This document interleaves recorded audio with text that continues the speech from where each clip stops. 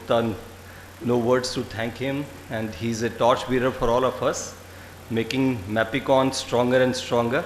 And thank you, sir, for inviting me. It's a more of family to come here. Yes, Thank you. Yes. So if you go back to 19th century, the life expectancy at that time was just around 45 years. Only 1 out of 100 used to live at the age of 80 or 90, and that was by chance or by luck. Most of the children, 1 out of 3, used to die below the age of 5 years. And at that time, the maximum mortality was infectious diseases, natural calamities, and hygiene related issues. So we focused on antibiotics, we focused on vaccines, we focused on sanitation. And we tried to increase the life expectancy, and as we moved on, every year the life expectancy increased by just 3 months. But that was incremental benefits. But when you reach up to the year or the century 2000, so the 2000 century or 20th century, the non-communicable diseases in the form of hypertension, dyslipidemia, cardiovascular disease, stroke, diabetes, they are just exploding. They are just exploding. And we call it genes remaining same, but it is the lifestyle which is being altered. Affluence is increasing, infrastructure is much more better, so we are developing lifestyle diseases. Our life expectancy has increased even up to 75 or 80 years. But you can imagine the person who retires at the age of 60 has got at least 2 comorbid issues in the form of hypertension plus diabetes, hypertension plus stroke, hypertension or coronary disease. So at least 2 of them are already in the baggage of these persons who are retiring at the age of 60. And we call it lifestyle. My topic is chronomedication. It's leading to the alteration in lifestyle and insulin resistance. But it is more of concept building. I'm not going to show you any studies, but going to show you some concepts which has been implicated in the disease, specifically non-communicable disease. So what is lifestyle? If you want to define lifestyle, person sitting in this room may be having their own definition.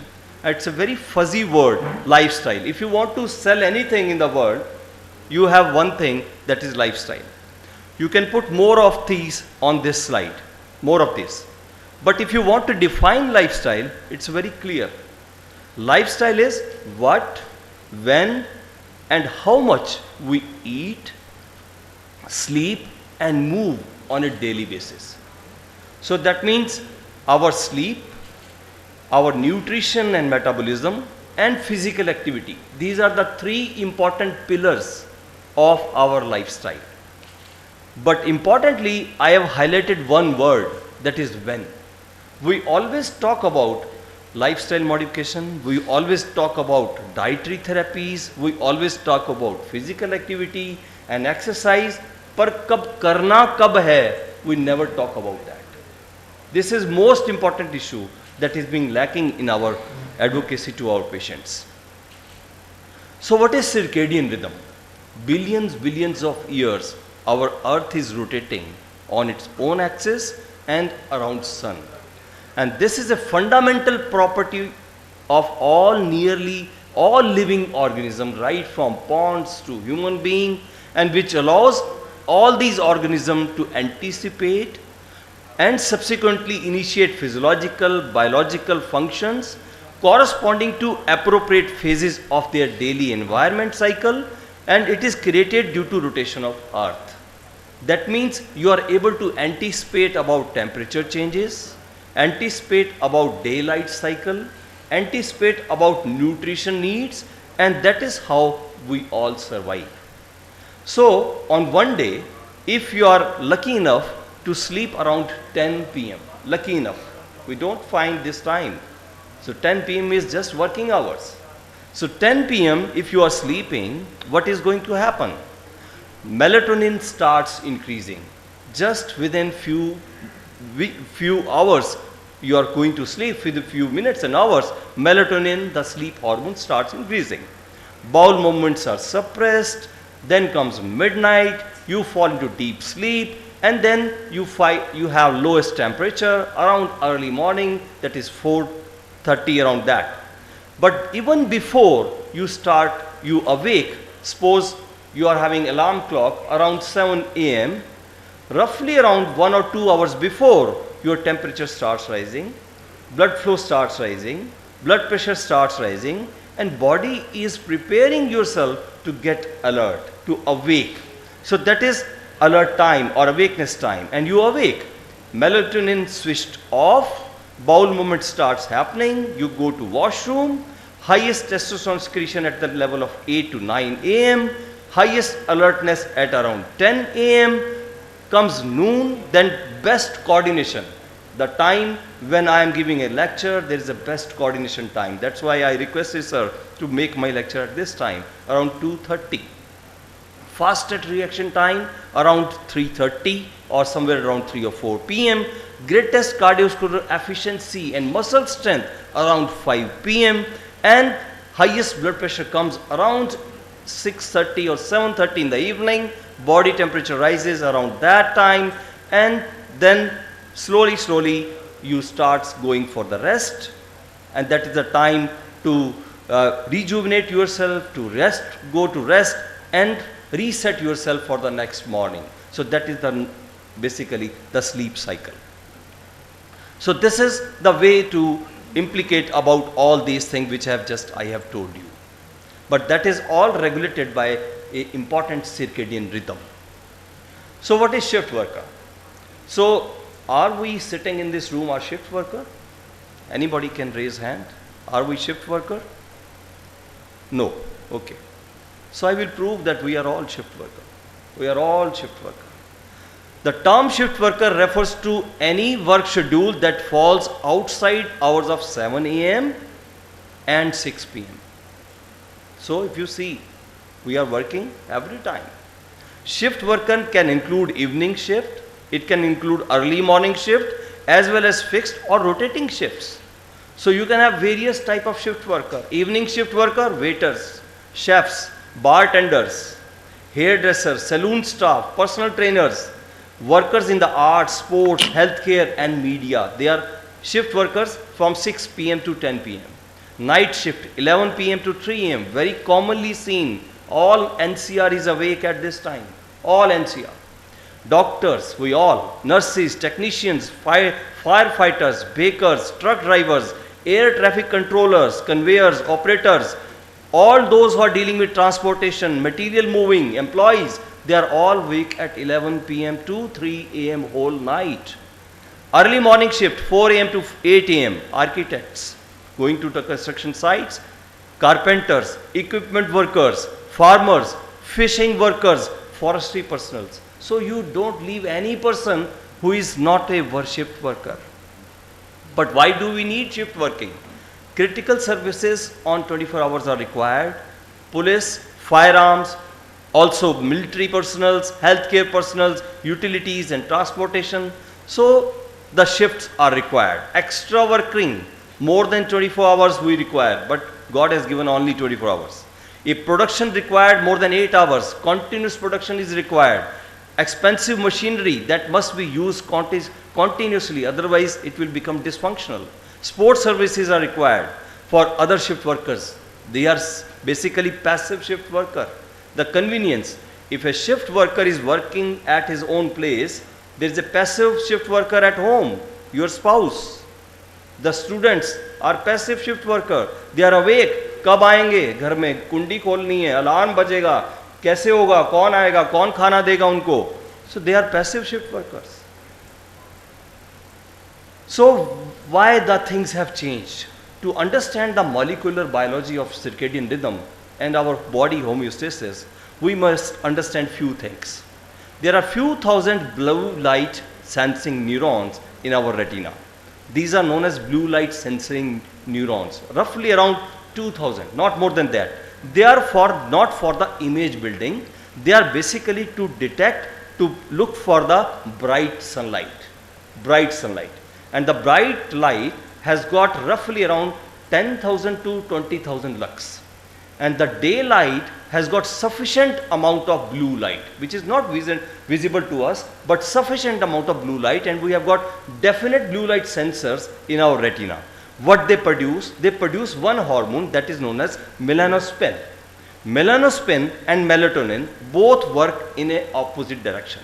If you have got melanospin or higher side, your melatonin will be suppressed. So melanospin is a bright daylight stimulating hormone, and it is secreted from your retina, and these are blue light sensory neurons in each retina, roughly around 5,000 in total, 2,500 on one retina and 2,500 on another retina. They synchronize the brain clock, they raises alertness, and they reduces depression. So a person who has cataract or is a blind, they are highly vulnerable to have depression, highly vulnerable to have neuropsychiatric disorder because of not having these blue light sensors. Luckily so, our mobiles, they have got night shift, because at that time they are emitting orange glow. Remember, orange glow. And this orange glow comes from the theory of candles and wooden light that was there at our homes maybe in 1940 somewhere. And that gives around 20 lux, not more than that. To stimulate blue light sensor, you require around 1000 lux light. So that was the time then you go for sleep, and melatonin starts increasing and melanospin goes down. So sleep hormone is melatonin, and it rises and it supports your sound sleep. Now coming to deep into the molecular biology. This sleep wake occurs due to interplay of circadian and homeostatic processes. You have got one pacemaker, that is suprachiasmatic nucleus, just at the base of hypothalamus. This is the pacemaker, or we call it a circadian pacemaker. Roughly around 10,000 neurons are photosensitive, light sensitive neurons on one side and 10,000 on another side. So you can calculate 20,000 neurons are there in suprachiasmatic nucleus of human being. What is a sleep-wake cycle? This is exactly a flip-flop switch containing mutually inhibiting elements to go to daytime and to night time. You have got various hormones in the form of orexin, and this promotes wakefulness. Orexin means you have to take something to eat, and when you are eating something, you cannot sleep. So they have to be properly cycled. So that promotes wakefulness, and also it stimulates monoamine nuclei, and they promotes wakefulness.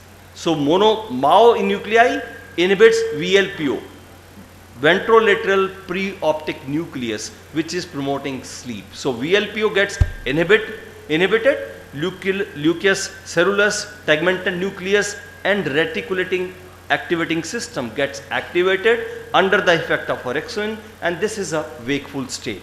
On another side, you have got VLPO activated, and this is activated by GABAergic neurons, and GABA and galanin, these are sleep hormones.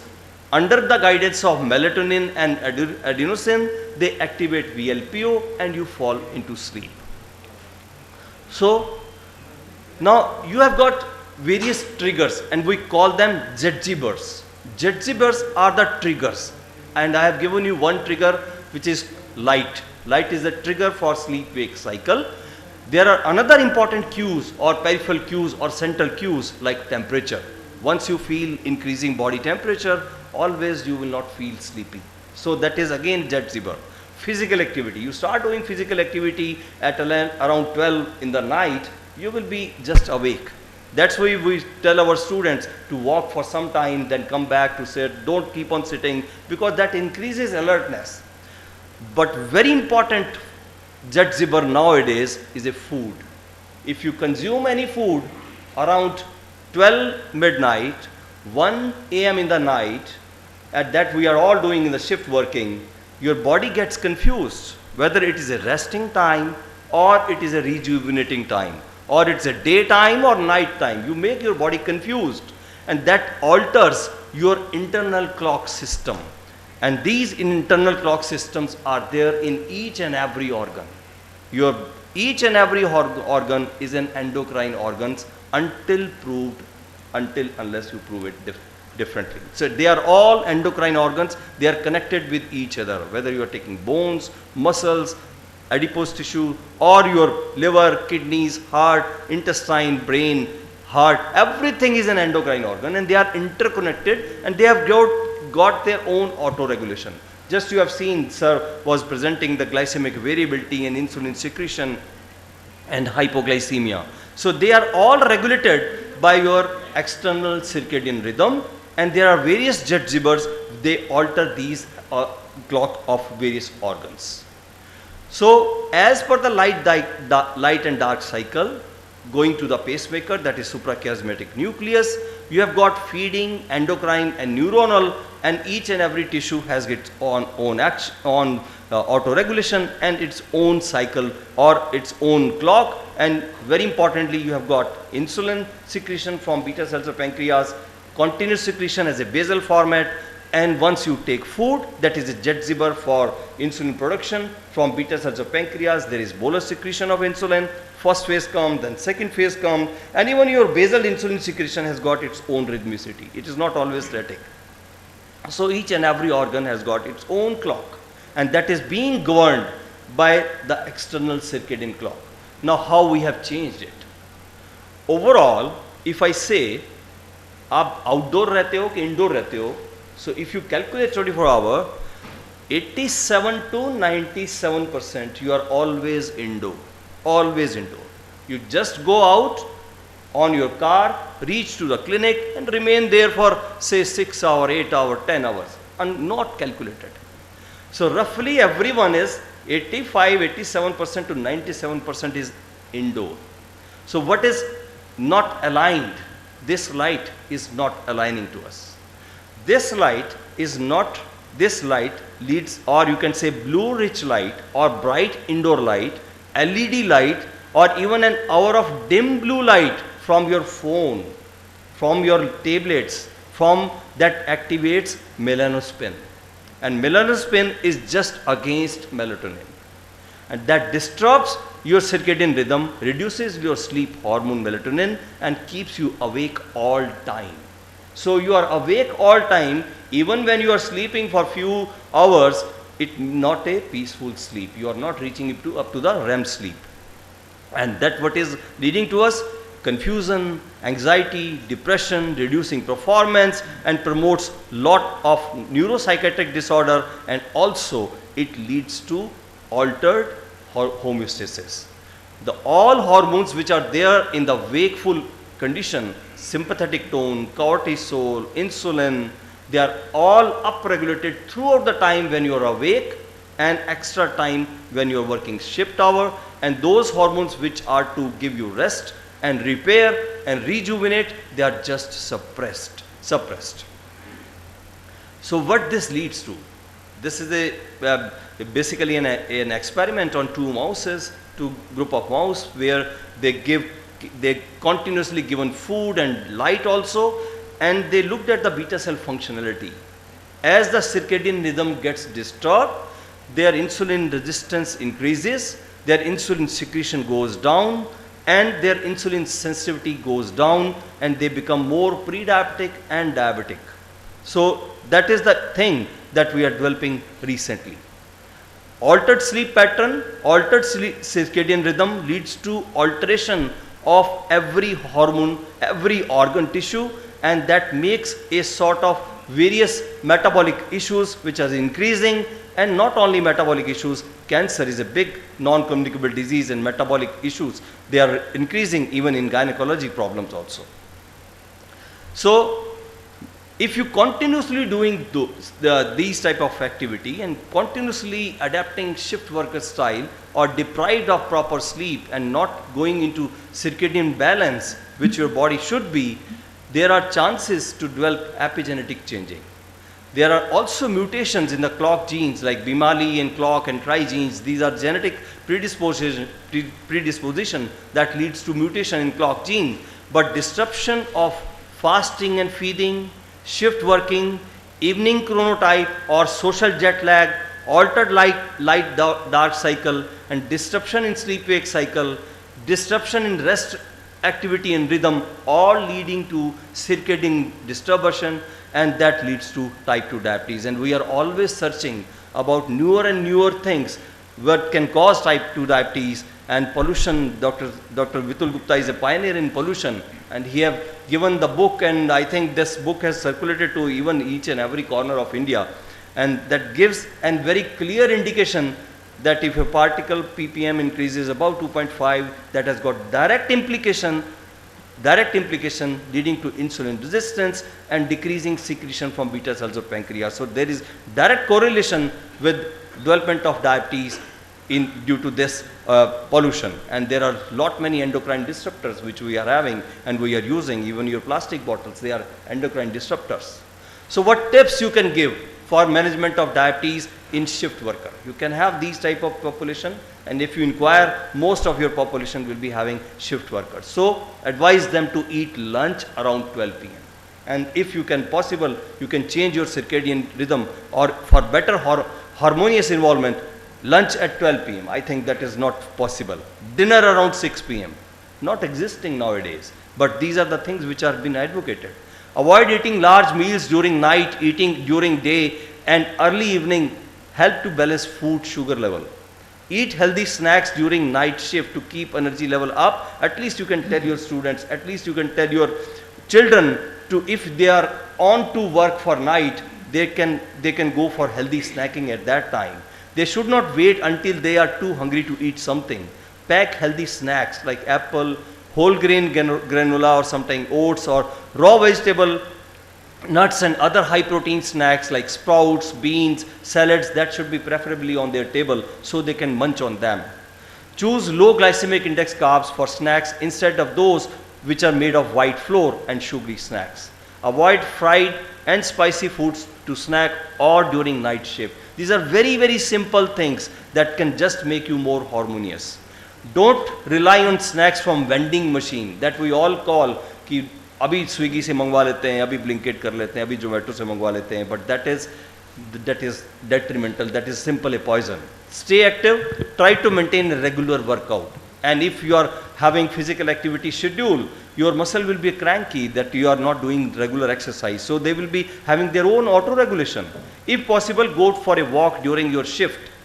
At least stretch out on your table or on your chair.